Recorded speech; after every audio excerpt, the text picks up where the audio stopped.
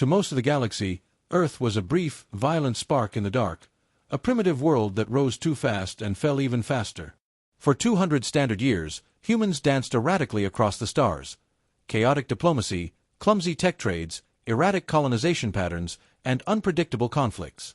They were loud, inefficient, and driven by emotion, qualities the advanced races dismissed as evolutionary dead ends. And then, they went silent. No distress signals. No trading freighters. No diplomatic updates. Even the criminal networks, long reliant on human scavenger ingenuity and Earth's black market innovations, reported an eerie silence.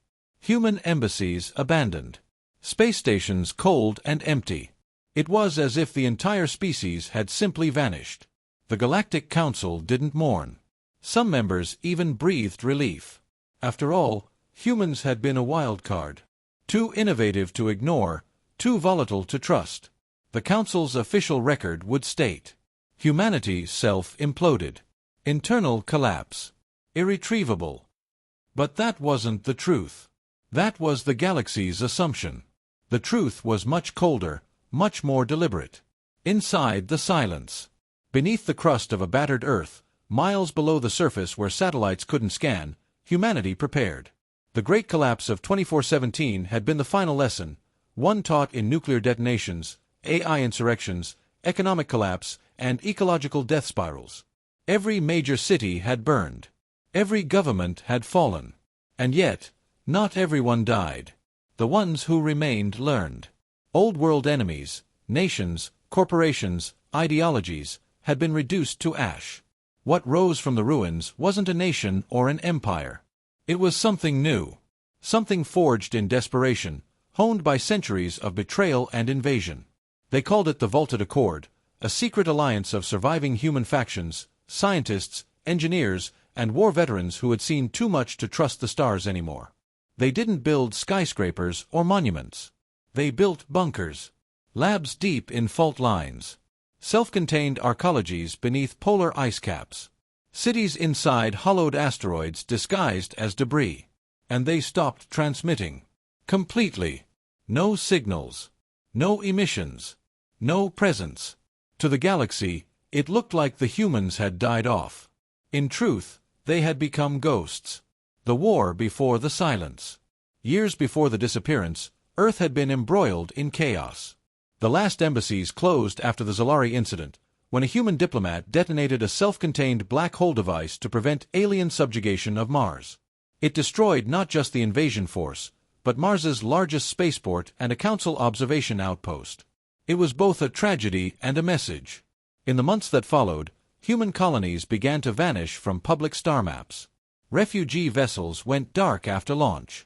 No trade updates. No life signs. A few alien ships sent to investigate returned with empty logs, or never returned at all.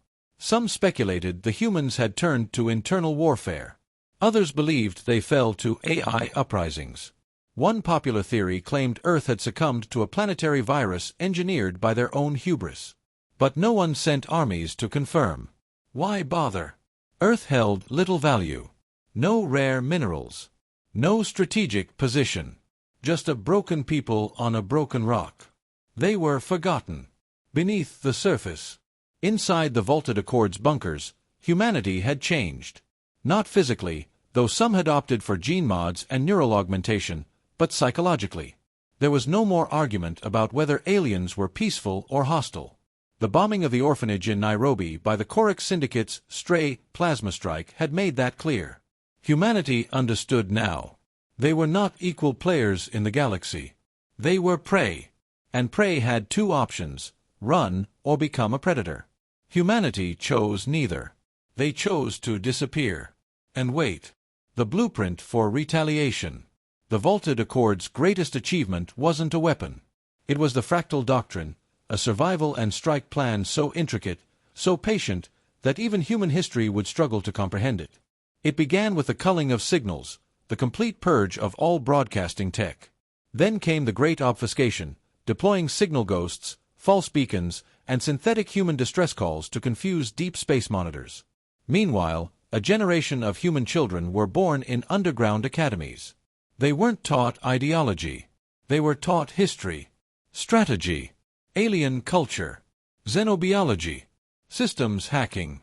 They learned to adapt, to break down enemy tech and repurpose it faster than it could be re-engineered. Their mantra: we were not made to win by might. We were made to survive the impossible. In hollowed moons and darkened research ships, engineers reverse-engineered salvaged alien tech. They didn't replicate it. They refined it. Where aliens relied on systems and automation, humans layered redundancy. They didn't trust machines. They challenged them. What emerged from Earth's silence wasn't just a survival plan. It was an evolutionary pivot. Legacy of fire. Before Earth fell silent, a final message was broadcast on every known galactic frequency. It was brief. Audio only. The voice was raspy, old, human. To the stars who watched our skies burn. To those who called us animals, laughed at our flame. You saw chaos. What you didn't see was how we survive in it. And then, silence. No one knew what it meant. The Council labeled it a death rattle. But for those who had seen humans fight, seen them bleed, adapt, and keep moving forward, it wasn't a cry for help. It was a warning. The myth grows cold. A century passed. The galaxy forgot. The Korath expanded through 3 sectors. The Talari automated war fleets swept old pirate enclaves. The Varn Dominion laughed at ancient Earth stories, calling them the tantrum of an inferior race. Children of the stars played games about the screamers from Sol. Some believed Earth had never existed at all. And then, fleets started vanishing. Silent patrols near the Sol boundary disappeared. Trade ships rerouted around long-abandoned jump gates. And someone began hijacking ancient Earth satellites, decades dead, rewiring them to broadcast chilling fragments. Your orbitals have blind spots. You should have looked deeper. The ghost remembers. They had technology. We had time. And we never stopped preparing. The first incident was so minor it didn't even warrant a full report. A Zalari patrol cutter, the Vethrix 9, was scheduled for a routine perimeter sweep of Sector 213. This was close to the outer limits of the Sol system, just beyond the Mars Exile corridor. Standard flight plan. 4 crew. Minimal armament. Outdated by modern standards but sufficient for a low-risk run. The ship never reported back. Normally, this would raise only a slight alert. The sector was filled with gravitational anomalies and debris fields from long-dead human satellites and orbital junk. Patrols often got delayed or lost in system echo. Still, protocol demanded a second scout team. 3 days later, a Zalari recon drone arrived in system to investigate. It returned no visuals, no telemetry, just a 10-second audio loop in distorted Terran standard. No gods here, only ghosts. The Council dismissed it as a data artifact, old human signal junk somehow reactivating from radiation or magnetic shift. No further probes were sent. The Vethrix 9 was officially declared lost to spatial anomalies. But within 6 months, 7 more vessels from 5 different species vanished near Sol-adjacent systems. The silent pattern. It wasn't until the Korath Empire lost an entire supply convoy near the Astari Drift, a safe corridor long used by cargo haulers, that real concern began to rise. 6 ships, fully shielded, armed escorts, all gone. No debris, no distress calls, no signals. Galactic Command began to quietly share reports. Independent fleets whispered of ships flickering off sensors for just a moment, and never coming back. Mining colonies on asteroid belts near Sol reported faint power surges, then silence. Automated listening posts recorded untraceable pulses that didn't match any known starship signature. The pattern was terrifying in its subtlety. It wasn't just about destruction, it was precision. No brute force. No brute message. Just one vanishing after another. And then the first image arrived. A face in the dark. A Varn Dominion cruiser, Obedience of Thought, patrolling an unclaimed sector along the Orion Arm, detected an anomaly, a derelict object floating in what should have been a dark, dead vacuum.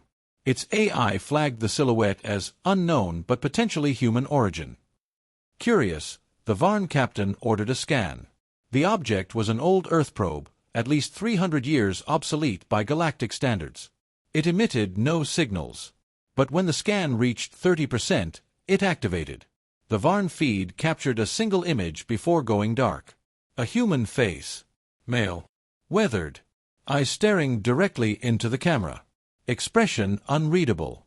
Below the chin, faint text scrolled across a battered chest plate. Took you long enough. Then the cruiser vanished.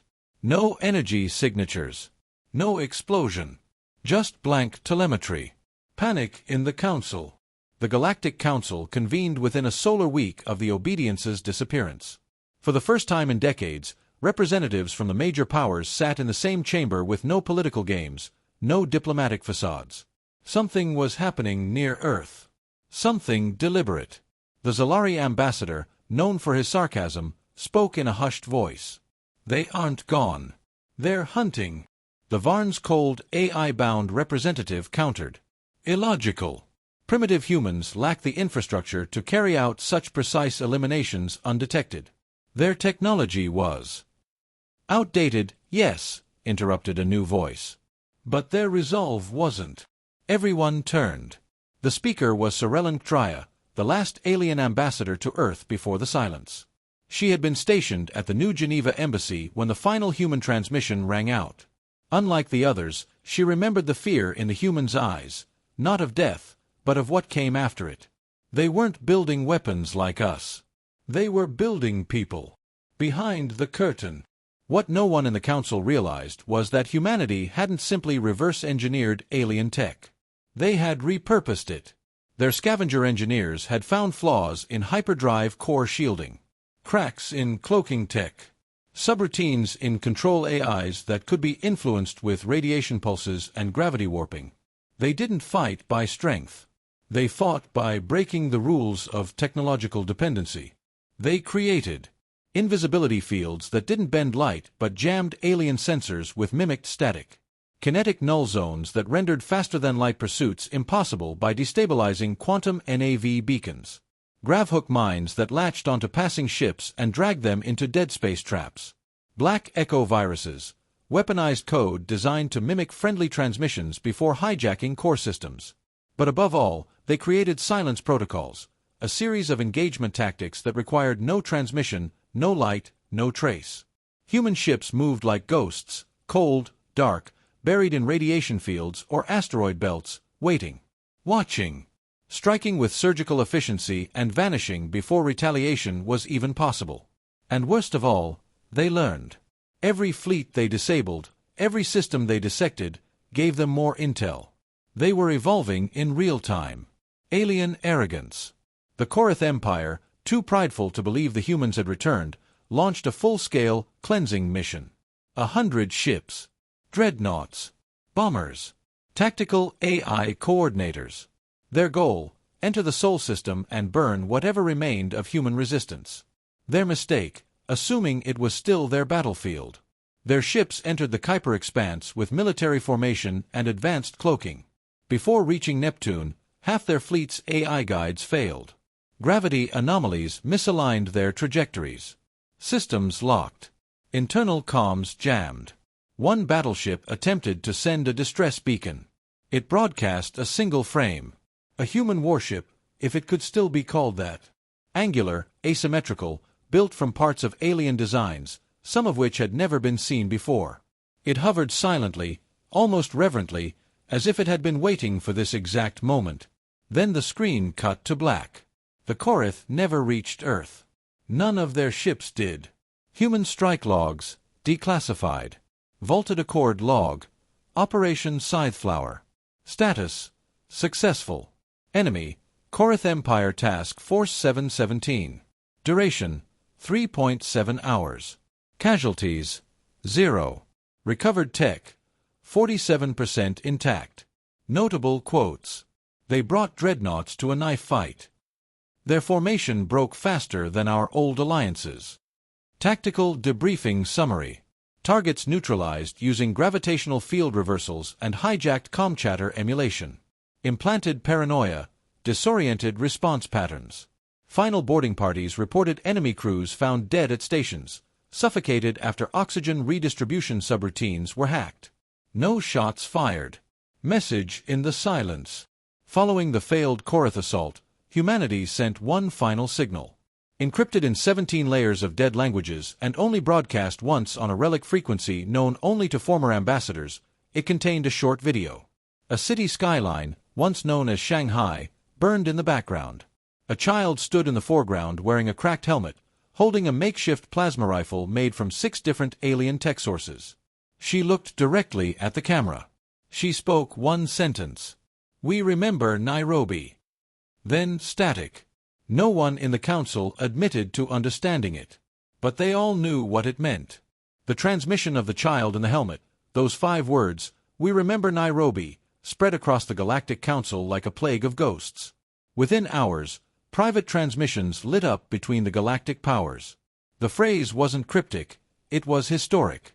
Nairobi was where a Korak deep space cruiser fired a misaligned plasma barrage that obliterated the Earth's largest orphanage during the final days of the human presence on the galactic stage. The Korak called it an accident.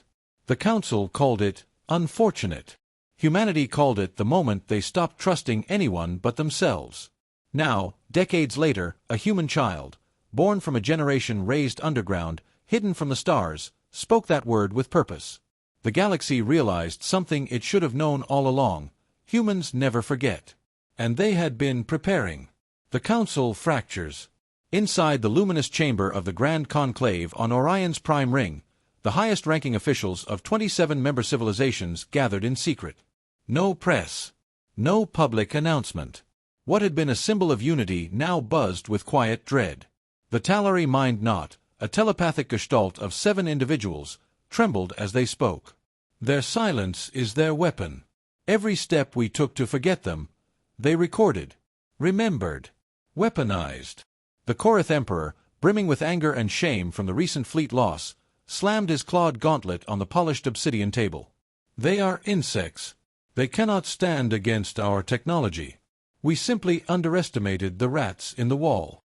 Sorellen Trya, former ambassador to Earth and now an unofficial expert on human behavior, simply stared. Her voice, though calm, silenced the room. You all made the same mistake, assuming superiority meant safety. But humans don't fight fair. They don't believe in limits. We showed them the stars, and they learned how to burn them. Arguments erupted. Plans were drawn. Surveillance droids were dispatched. But the truth was already clawing through their logic. The humans hadn't just returned, they had evolved into something terrifyingly strategic. Whispers from the fringe. From the outermost colonies, rumors began trickling inward. A Talari mining colony discovered one of their automated facilities completely abandoned. All the equipment intact, untouched, except for a crude drawing carved into the command console. A human skull, merged with circuitry, under the words, "We are the algorithm now." The Varn reported an artificial moon suddenly vanishing from its orbit. No energy readings. No gravitational disturbances. Just gone. Weeks later, a shipment of Varn star cores meant for Council deployment never arrived. Their tracking system had been spoofed, redirected to the vanished moon's last coordinates. Entire pirate factions, long thought untouchable by Central Authority, began fleeing into uncharted space. One battered vessel was found drifting near a black star. Its crew, all alien, were dead, except the captain, who had written on the wall in his own blood. We tried to trade with them. They smiled. Then they erased us. In every story, the humans never came in force. Never attacked en masse. They unraveled, disrupted, sabotaged. Their warfare was scalpel-precise and utterly cold. Ancient secrets unearthed. In desperation, the Council delved into old files, back when humans had first joined the galactic stage. Buried in classified archives were debriefs, reports, and psychological profiles no one had bothered to read for decades. Subject: Homo sapiens sapiens. Behavioral patterns: unpredictable. Emotionally volatile. Highly adaptive. Notable achievements: pre-space era. Rebuilding societies after global thermonuclear war. Colonizing extreme environments: Arctic, desert, ocean floor. Performing surgery on themselves in emergencies. using primitive computers to land on a celestial body. Redacted notes. Attempted uplift of human AI nearly led to galactic-level catastrophe. They resisted psychic manipulation. Exposure to stress resulted in heightened cognitive function. Last warning in file: do not mistake lack of refinement for lack of capability. An emergency vote was called to declassify Earth's restricted files. It passed unanimously. What they found was worse than expected. The hidden war. During their time in the galactic community, humans had engaged in hundreds of micro-conflicts, more than any other species. While the Council saw these as failures of diplomacy, the Vaulted Accord saw them as data. Every skirmish, every boarding action, every assassination attempt taught them how the galaxy fought. And what the galaxy never expected was that someone might fight differently. Where alien navies valued precision, humans embraced chaos. Where alien computers required stable data, humans thrived in entropy. Where most species sought consensus, humans trained for resistance. One ancient human phrase, discovered scratched into the wall of a derelict ship by Council intelligence, summed it up best. We learned how you break. Now we break you. A Council divided. Some Council species proposed immediate war against Earth. Others warned that any mass fleet movement might fall into the same traps the Korath did. The Talari Mind Not proposed a new theory. The humans are not attacking us out of vengeance. They are testing us. They're removing tools, weakening structures. They are preparing the battlefield. But no one could agree on what the endgame was. What did the humans want? Revenge for Nairobi? Total war? Territory? Sorellen Trya answered grimly. They want to show us that the galaxy was wrong to underestimate them. And they want to do it slowly. One council member asked, "Should we sue for peace?" The chamber went quiet. There was no known human representative to talk to. No open frequencies. No ambassadors. No embassies. Humanity hadn't returned to talk. They returned to watch. The Dread Fleet. A week later, a fleet appeared in the orbit of a neutral planet, Veltraxis 9. Not near Earth. Not even near human space. It decloaked in silence, 15 ships of unknown configuration, massive in size, bristling with alien hybrid weaponry. No demands. No transmissions. The planetary governor broadcast a welcome. Silence. He broadcast again. Silence. Then, without firing a single weapon, the entire planetary network went offline. Not destroyed, co-opted. Every screen flickered. Every console lit up. A single sentence appeared across all systems. We are the unwanted memory. The ghost in your stars. You taught us silence. Now we teach you fear. The human fleet disappeared an hour later. No shots fired. The message was clear. You are never alone. Revelation from a survivor.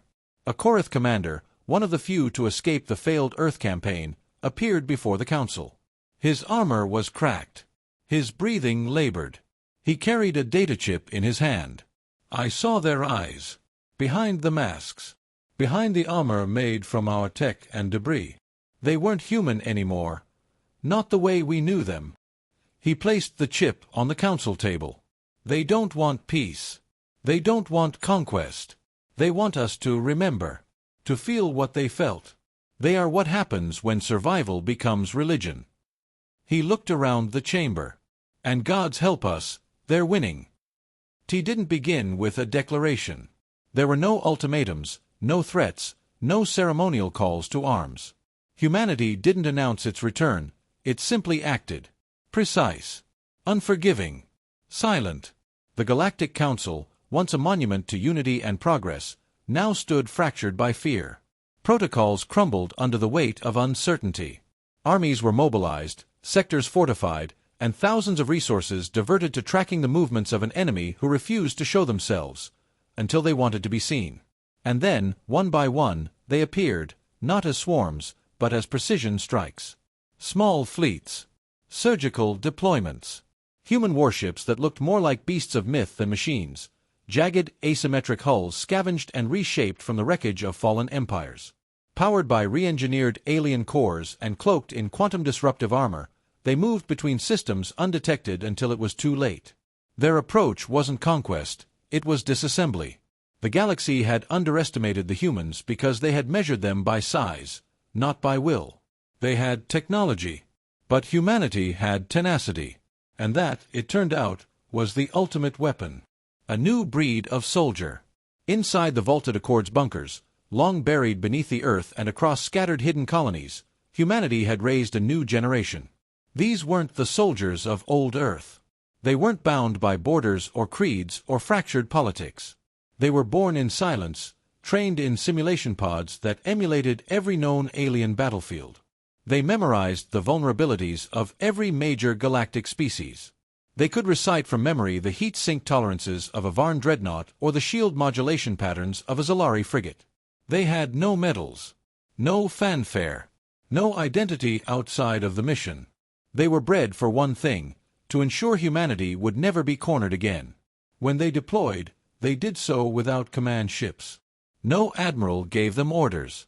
Each soldier, whether in zero-G armor or behind a remote drone interface, operated autonomously, plugged into a decentralized, quantum-encrypted battle network.